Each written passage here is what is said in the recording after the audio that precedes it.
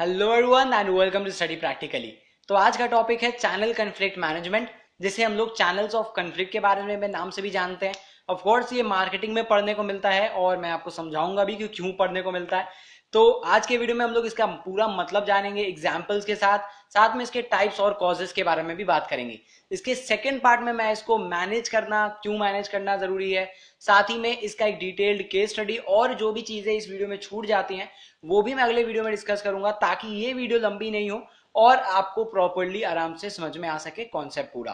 तो वीडियो को लाइक और शेयर करना बिल्कुल मत भूलिएगा यार। तो चलिए जल्दी से वीडियो को शुरू करते हैं।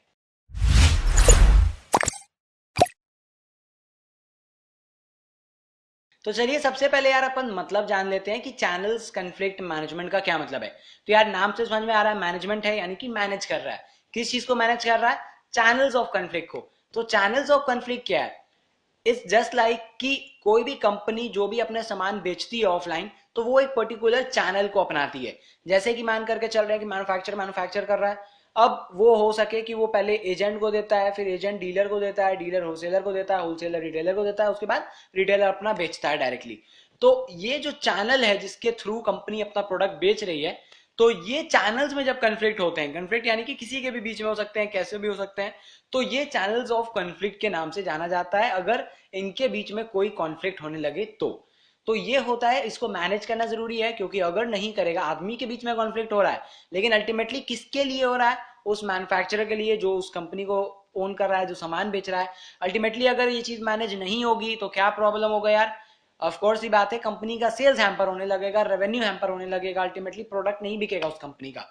तो ये दिक्कत होने लगेगी, इसीलिए उसको मैनेज करना बहुत जरूरी है, इसीलिए हम लोग इसे पढ़ भी रहे हैं। तो चलिए डिस्कस करते हैं इसके टाइप्स को, क्या क्या टाइप्स होते हैं चैनल्स कॉन्फ्लिक्ट मैनेजमेंट के।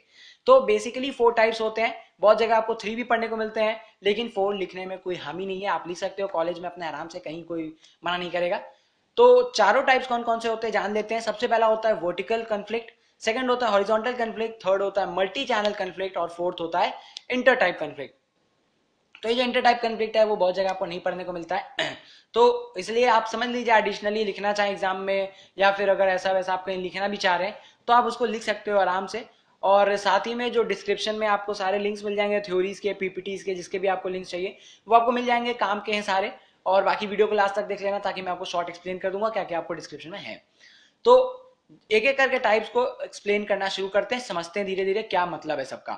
तो वर्टिकल कंफ्लिक्ट यानी कि वर्टिकल कंफ्लिक्ट, वर्टिकल यानी कि एक सीधी line, what this is vertical line and this is horizontal line.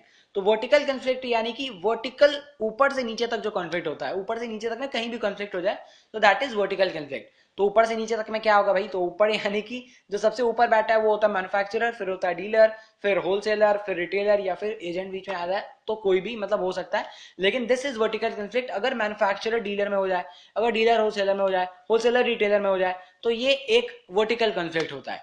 Second होता है horizontal conflict. Horizontal conflict is this thing.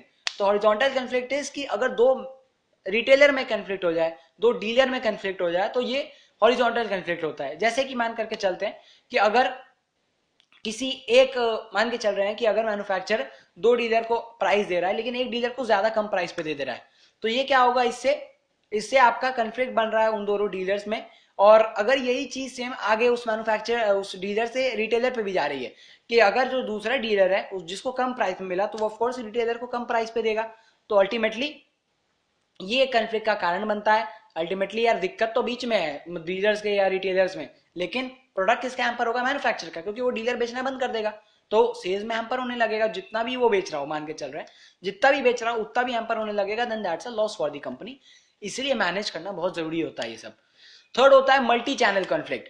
Multi channel conflict basically online offline sales को define करता है एक तरह से। जैसे कि मान करके चल रहे हैं कि कोई कंपनी अपनी ऑफलाइन सेटअप बैठाई हुई है, ये सारा चेन बैठा हुआ है, लेकिन फिर भी वो ऑनलाइन आ जाती है सेल्स करने के लिए।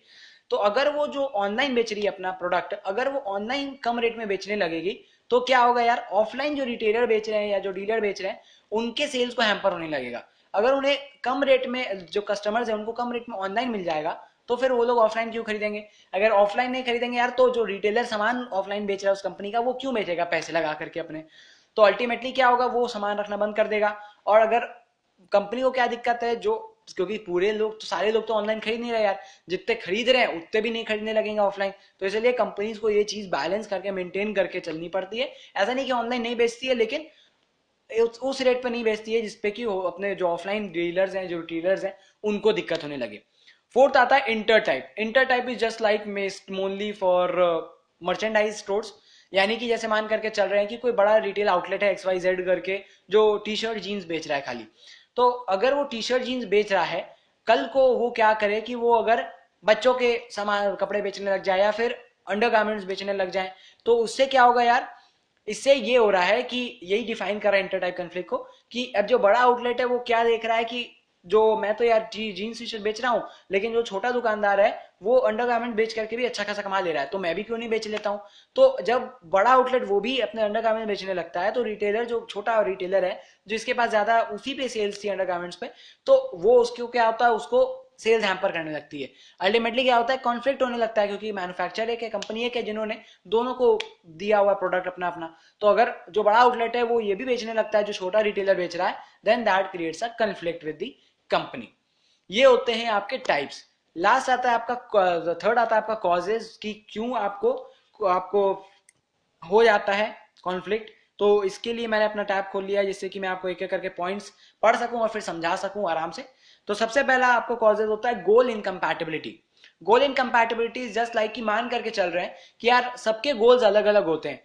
कभी कभार रिटेलर के गोल अलग होते हैं, मैन्युफैक्चरर्स के गोल अलग होते हैं। मैन्युफैक्चरर्स लॉन्ग टर्म में पैसा कमाना चाहते हैं, कभी कभार वो चाहते हैं कि यार सामान को 10 पैसा ही प्रॉफिट पर रखो, लेकिन अभी ज्यादा बेचो ताकि मैं लॉन्ग टर्म में प्रॉफिट कमा पाऊं उस पर। लेकिन जो रिटेलर्स होते हैं वो चाहते हैं कि यार मेरे को कम से कम अभी बचे ताकि मैं अभी अपना घर चला पाऊं, सब कुछ करा पाऊं। तो इसलिए रिटेलर्स शॉर्ट टर्म में ज्यादा कमाने का कोशिश करते हैं, जिसको कि प्राइसिंग स्ट्रैटेजीज की अगर बात करें, तो जो आपको रिटेल मैन्युफैक्चर कर रहा है ऐसे हम लोग पेनिट्रेशन प्राइसिंग कहते हैं, और जो रिटेलर करना चाहता है उसे हम लोग प्राइस स्कीमिंग कहते हैं। तो ये गोल इनकम्पैटिबिलिटी है, तो इसके वजह से क्या होता है, कॉन्फ्लिक्ट। सेकेंड आता है एम्बिगियस रोल्स, या आप जो भी इसको प्रोनाउंस कर सकते हो। तो ये क्या होता है यार, ये दिस डिफाइंस कि अलग अलग रोल्स जो होते हैं डीलर्स के या होलसेलर्स के, तो वो लोग बहुत बार नहीं समझ पाते हैं।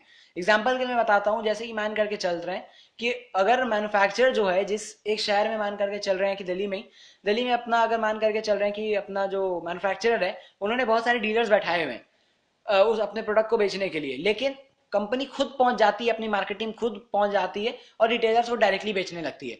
तो क्या होगा, उससे डीलर नहीं बेच पाएगा। तो यार डीलर यहाँ पे ये नहीं समझ पाता है कि उसको शायद कम रेट में बेचना था, या फिर बाकी के ऑर्डर जब कम होते हैं तो उसको वो मैनेज करना था। तो he does not recognises them, and ultimately क्या होता है, कंफ्लिक्ट हो जाता है कंपनी के बीच में। अल्टीमेटली क्या होगा, वो डीलर छोड़ देगा उस प्रोडक्ट को, तो अल्टीमेटली लॉस कंपनी का ही है यार। थर्ड आता है डिफरेंट परसेप्शंस। डिफरेंट परसेप्शंस यानी कि अलग अलग परसीवरेंस होते हैं, अलग अलग परसेप्शंस होते हैं मैन्युफैक्चरर के और रिटेलर्स के। तो उससे क्या होता है, ऑफ कोर्स मैच नहीं करते हैं बहुत बार, उसी की वजह से कंफ्लिक्ट होता है। परसेप्शंस क्या क्या होते हैं, परसेप्शंस ऐसे कुछ होते हैं, मान करके चल रहे हैं कि अगर मैन्युफैक्चरर को लगता है कि नहीं यार 10 रुपए अगर मैं रेट कम करूंगा तो ये मेरे कॉम्पिटिटर से रेट कम हो जाएगा, और जो मेरे कंज्यूमर्स है जो किसी और के पास जा रहे हैं वो मेरे पास आ जाएंगे। लेकिन रिटेलर को ये नहीं लगता, रिटेलर को लगता है कि यार आप 10 रुपए कम करोगे मेरा ही प्रॉफिट कम होगा, लेकिन जो आपके सेल्स है वो उतने ही रहेंगे, तो फायदा क्या है कम करने का रेट। तो इसलिए यहाँ पे ये एक कंफ्लिक्ट का कारण बन जाता है। थर्ड होता है आपका, फोर्थ होता है आपका मैन्युफैक्चरर डोमिनेटिंग द इंटरमीडियरीज। तो ये तो यार साफ पता चल रहा है कि मतलब नाम से पता चल रहा है कि मैन्युफैक्चरर डोमिनेट करने लग जाता है इंटरमीडियरीज को। जो रेट है वो बोल रहा है मैन्युफैक्चरर, उस रेट पे इंटरमीडियरीज को बेचना पड़ता है। जितने मार्जिन वो सेट करता है उतने ही मार्जिन पे बेचना पड़ता है। बहुत बार मैन्युफैक्चरर्स डिस्काउंट्स कूपन्स कंज्यूमर्स को देते हैं, लेकिन जो रिटेलर्स हैं या होलसेलर्स हैं उन्हें बहुत कम मार्जिन पे ही वो सामान बेचना पड़ता है, जिसके कारण कंफ्लिक्ट होता है। बहुत बार चॉइसेस होता है रिटेलर्स के पास या मैन्युफैक्चरर या होलसेलर्स के पास या डीलर के पास, जिसके पास भी बहुत बार नहीं होता है चॉइसेस होता है तो वो निकल जाते हैं किसी और के पास, अल्टीमेटली कंपनी को लॉस है। और नहीं होता है तो अभी तो वो नहीं निकल रहे हैं, लेकिन कल को कॉम्पिटिटर आएगा तो वो भी निकल जाएंगे। इसलिए कंपनी को ध्यान देना होता है इस पे। फिफ्थ आता है लैक ऑफ कम्युनिकेशन। ये आखिरी पॉइंट है जिसके कारण आपको कंफ्लिक्ट होता है। इज जस्ट लाइक यार मान करके चल रहे हैं कि अगर रिटेलर जो है वो ज्यादातर रिटेलर्स डायरेक्ट कांटेक्ट में होते हैं आपको सीधा कंज्यूमर्स के, लेकिन अगर ये सही से कम्युनिकेट नहीं कर पाए मैन्युफैक्चरर की रिटेलर के साथ कि कंज्यूमर को क्या चाहिए क्या नहीं चाहिए, रिटेलर को कितना चाहिए मार्जिन अपना सही से बेचने के लिए इस प्रोडक्ट को नहीं चाहिए, अगर ये चीज सही से कम्युनिकेट नहीं होती है तो क्या होगा, अल्टीमेटली सेल्स नहीं होगा, ऑफ कोर्स ही बात है, कम्युनिकेशन लैक करेगा, जो रिटेलर को मार्जिन मिल रही होगी वो उसको पसंद नहीं आ रही होगी तो वो छोड़ देगा सामान बेचना, या फिर जो कंज्यूमर्स को प्रोडक्ट चाहिए वो रिटेलर्स को पता है कि उनको क्या चाहिए, लेकिन रिटेलर्स तो बता ही नहीं पा रहे हैं मैन्युफैक्चरर्स को कि कंज्यूमर्स को क्या चाहिए, तो उसके कारण सामान नहीं बिक रहा है सही से मैन्युफैक्चरर का, तो इसीलिए लैक ऑफ कम्युनिकेशन के कारण भी बहुत बार आपको कंफ्लिक्ट अराइज होता है। ये रहा आपका कॉजेज। लास्ट में आपको एग्जाम्पल के साथ इस टॉपिक को खत्म करूंगा जिससे कि आपको आराम से एग्जाम्पल के साथ प्रॉपर समझ में आ पाए ये टॉपिक। तो यार 2014 का लाइव एग्जाम्पल है जब सैमसंग ने भी सैमसंग ने अपने मोबाइल फोन्स ऑनलाइन भी बेचने शुरू किए थे, तो उस समय उन्होंने अपने ऑनलाइन फोन जिन सेलर्स को दिए थे, तो यार ऑनलाइन सेलिंग में क्या होता है, ऑनलाइन सेलिंग में आपके पास कोई ऐसा दुकान का स्टाफ का खर्चा है नहीं, तो ऑनलाइन सेलर्स को जब फोन दिए तो ऑनलाइन सेलर्स ज्यादा डिस्काउंट देने लगे ऑनलाइन, ताकि वो मार्केट जमा सके, तो उसके वजह से क्या हुआ, ऑफलाइन सेल्स को अफेक्ट होने लगी।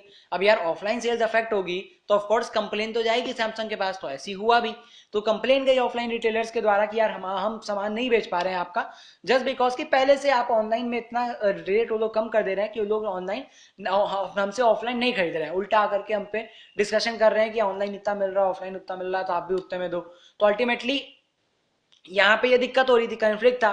तो इसको सैमसंग ने सॉल्व कैसे किया, सैमसंग ने इसका सॉल्यूशन ये निकाला कि सैमसंग ने ऐसे 40 फोन्स निकाले स्मार्टफोन रेंज जो कि सिर्फ ऑफलाइन चैनल्स पे मौजूद कराया।